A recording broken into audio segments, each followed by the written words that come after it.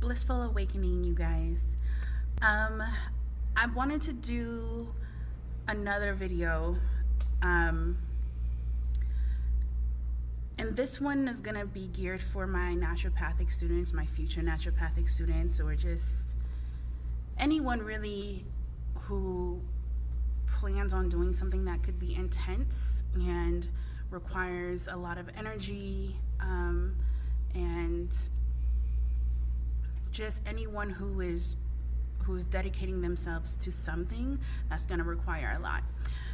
And so I've told you guys before, but right now I'm in quarter 6, and so I am almost halfway through my second year, pretty much. And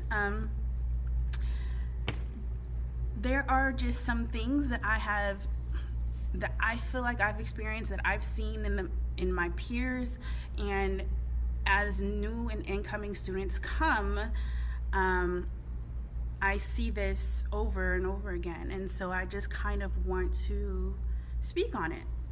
And so one of the things is that when you come into a medical school program, when you go into naturopathic medical school, and I attend SCNM, and whichever one you choose doesn't matter, but the basics are all the same, right? So you're coming into this intensive program, and you are expected to basically swallow a fire hydrant,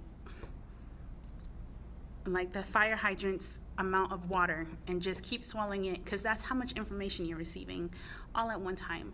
And it's overwhelming. You're like, how am I going to get this? How am I going to get through this? And I always tell people that the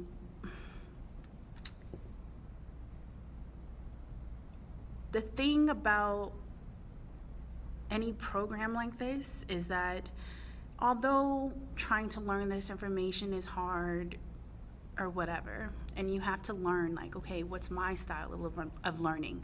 What way will be more impactful for me in terms of retaining information? And that's really important for you to know and figure out. But because you've been in college before, on some level, you know this for yourself. And so all it is a matter of applying it and applying wisdom, right? So I tend not to worry about that aspect of medical school as much for new and incoming students. What I think is really important, and is probably between half to 75% of the battle, is learning to relax, believe in yourself, and take care of yourself. And the reason that I say this is because you have to know that you are capable. You applied to medical school, you're reaching to do something more. And in that, there has to be something in you that tells you that you are capable of doing it. And I think along the way, we get so bogged down with the busy work, the studying, the amount of information, the exams, that we forget how capable we are. And I just think that's so important. If you don't believe it, it can't happen. Period. And so in a lot of my videos, I try to talk about like the importance of self-belief, the importance of removing self-limiting factors, the importance of understanding how strong, how capable, how intelligent, how impactful you could be in your profession if you allow yourself to believe that you have that power. And so for all of my current and future naturopathic students, I just want to emphasize that being able to speak life into yourself during this time, because it's a very trying time. There are going to be times when you're like, dang it, I didn't do as well as I would have liked. Dang it, I don't know if I can do this. This is a lot. I'm tired. I'm overwhelmed.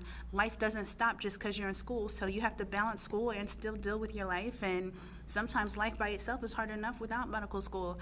So, you have to balance it. And that's why self-care is so important. Talking to yourself in a positive light, like speaking life into yourself and like encouraging yourself is so important. Believing in yourself is so important.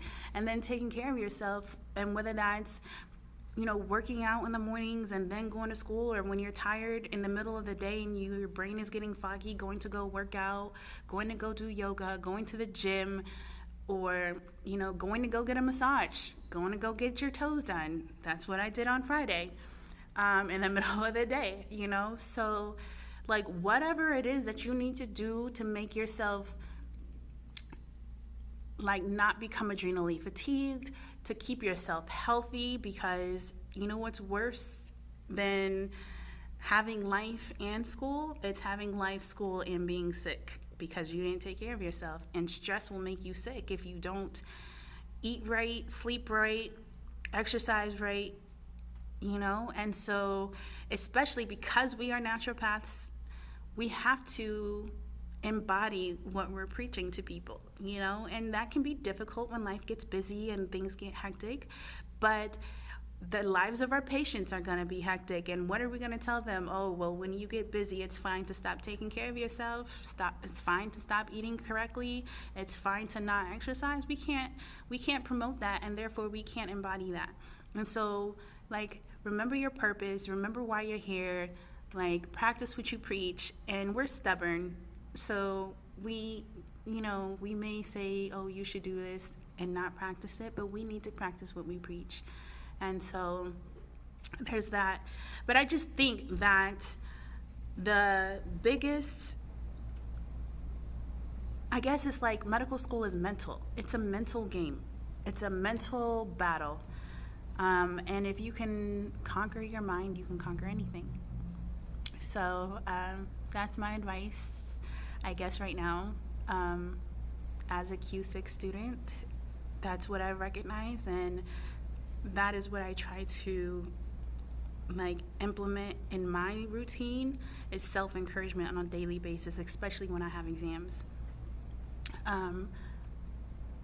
That's, I think, the hugest factor, because when I go into it with like an attitude of I can do this, I'm going to achieve this, I'm going to conquer this, it just has such a bigger impact on my mentality going into it, and therefore gives me better results. It just does.